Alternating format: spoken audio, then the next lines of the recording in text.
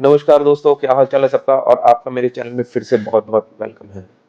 तो फ्रेंड्स, जैसे कि यूके का जैन इनटेक खत्म हो चुका है और जो जैन इनटेक के बच्चे हैं वो फ्लाई कर रहे होंगे इस टाइम पे। तो इसके बाद जो अगला हमारा इनटेक होता है वो फेब इनटेक होता है और मार्च इनटेक होता है। ये जैन फेब मार्च इनटेक जो होता है, जैन तो मेजर इनटेक है, फेब और मार्च माइनर इनटेक होता है। इसमें कुछ ही यूनिवर्सिटीज होती हैं जो आपको एडमिशन्स देती हैं। तो जो अगला मेजर इनटेक है वो रहेगा मई इनटेक। मई इनटेक में सबसे पहले मैं बात करता हूँ स्पाउस केसेस की। अगर जो बच्चे स्पाउस केस के लिए जाना चाहते हैं उनके लिए फिलहाल की घड़ी में सिर्फ एक ही यूक्लेन यूनिवर्सिटी है जो कि आप प्रोसेस कर सकते हो। लेकिन आपको वहाँ प्रोसेस करने से पहले कुछ चीज़ों का ध्यान देना रहेगा कि वहाँ पर आपको गैप ज़्यादा एक्सेप्टेबल नहीं है। और अगर आप स्पाउस के साथ अप्लाई कर रहे हो तो आपको 2 से 3 महीने पहले ही अप्लाई करना रहेगा और आइल्स के साथ ही आपको अप्लाई करना रहेगा। और अगर आप सिंगल हो तो आप मास्टर्स में तो आपका गैप ज़्यादा भी चल जाएगा। तो अब अगली बात करते हैं लिविंग कॉस्ट पे। तो जैसे कि यूके में इस टाइम पे पाउंड का रेट 108 रुपये पहुंच चुका है।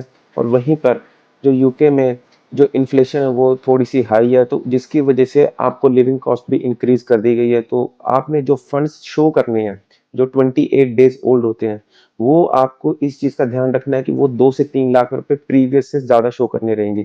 लाइक कि अगर जहाँ पे आउटर लंदन में आपको 9 से 9.5 लाख रुपए फंड शो करने रहते थे, अब वहीं पर आपको आउटर लंदन में 11 से 11.5 लाख फंड शो करने रहेंगे। और जो इनर लंदन में जो 11 से 11.5 लाख आपको शो करने रहते थे, वो आपको 12 से 13 लाख शो करने रहेंगे। और यहाँ पर एक गुड न्यूज़ ये भी है कि जो बच्चे जिन्होंने +2 अभी रिसेंटली पास आउट किया है, या जिन एक ज़्यादा गैप नहीं है, 1 साल के अंदर अंदर का गैप है, और उनके इंग्लिश में स्कोर 70% से अबव है और ओवरऑल स्कोर उनका 60% से अबव है, तो आप विदाउट आइल्स अप्लाई कर सकते हैं। बोर्ड चाहे आपका पंजाब बोर्ड हो, हरियाणा बोर्ड हो, चाहे आप सीबीएसई बोर्ड हो या आईसीएसई बोर्ड से हो। इसमें किसी भी तरह की कोई बंदिश नहीं है। आप किसी भी बोर्ड से हो, अगर आपका स्कोर अच्छा है तो आप अप्लाई कर सकते हैं विदाउट आइल्स। और अगर आपका इंग्लिश में स्कोर कम है तो आपको आइल्स के साथ ही अप्लाई करना रहेगा।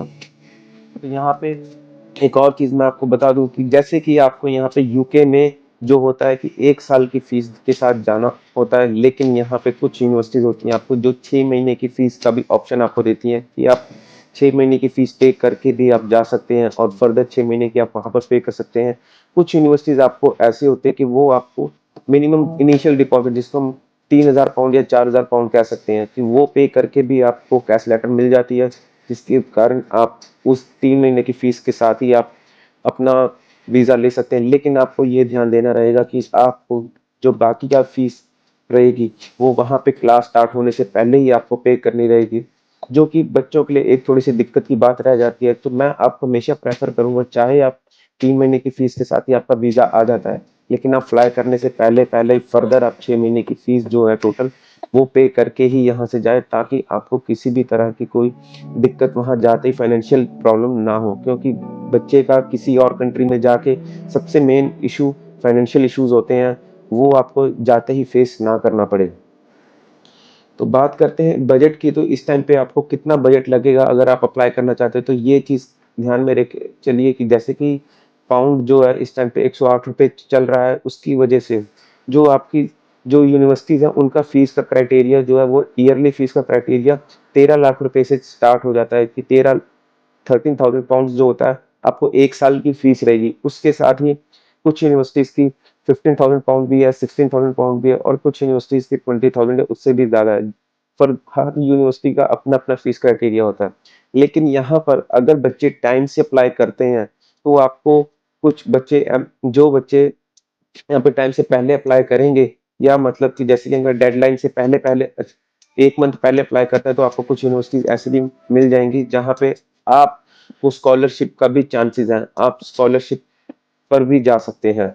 मतलब कि अगर आपकी फीस 13 लाख रुपए या 14 लाख रुपए के आसपास है, तो आपको वहाँ पे यूनिवर्सिटी कुछ यूनिवर्सिटीज 1,500 पाउंड से लेके आपको 4,000 पाउंड तक की स्कॉलरशिप देती हैं, जो कि बच्चे के लिए एक बहुत ही बड़ा फाइनेंशियल हेल्प होता है। लेकिन इस चीज़ के लिए आपको ध्यान देना है कि आपको टाइम रहते ही अप्लाई करना रहेगा। और अगर आप मास्टर्स में अप्लाई कर रहे हैं तो आपका जो खर्चा साल का रहेगा वो 13 लाख रुपए के आसपास रहेगा विद 6 मंथ फीस। और अगर आप इसमें जो मैं 13 लाख रुपए आपको बता रहा हूँ इससे ज्यादा एक्सीड नहीं होता है। और अगर आप बैचलर्स के लिए जा रहे हैं तो 13 से 13.5 लाख रुपए के बीच में आपका खर्चा आएगा 6 महीने की फीस के साथ। तो आपने का जो बजट है वो इसी के अराउंड रहेगा। और रही बात ये हमारी कंसल्टेंसी की या हमारे आफ्टर वीजा पेमेंट की, तो हम फिलहाल बच्चों से कोई आफ्टर वीजा पेमेंट नहीं लेते हैं। और अगर आप हमारे थ्रू प्रोसेस करते हैं तो आपका जो अभी मार्केट में अगर आप देखेंगे तो जो आफ्टर वीजा पेमेंट होती है वो 75,000 से लेकर 1 लाख रुपीज के बीच में होती है। तो अगर आप हमारे थ्रू प्रोसेस करते हैं तो आपको किसी भी तरह की कोई आफ्टर वीजा पेमेंट नहीं देनी रहेगी, जो कि आप सीधा सीधा 75,000 रुपये से लेकर 1 लाख रुपए तक बचा सकते हैं। अगर आप भी यूके जाना चाहते हैं तो आज आज ही हमारे थ्रू अप्लाई करें। हमारी कोई भी फीस नहीं है, मतलब हम आफ्टर वीजा कुछ भी चार्ज नहीं करते। जो आफ्टर वीजा आपने हमें देने हैं वो बच्चे के पॉकेट में डालिए, ताकि बच्चा वहां जाकर स्टार्टिंग के डेज में उतना स्ट्रगल ना करे, क्योंकि अकोमोडेशन वगैरह काफी ज्यादा खर्चे होते हैं। तो अगर आपका मन बन चुका है कि आपने यूके ही जाना है तो आप आज ही ब्रिज एजुकेशन आइए और अपना यूके जाने का सपना साकार कीजिए। Thank you.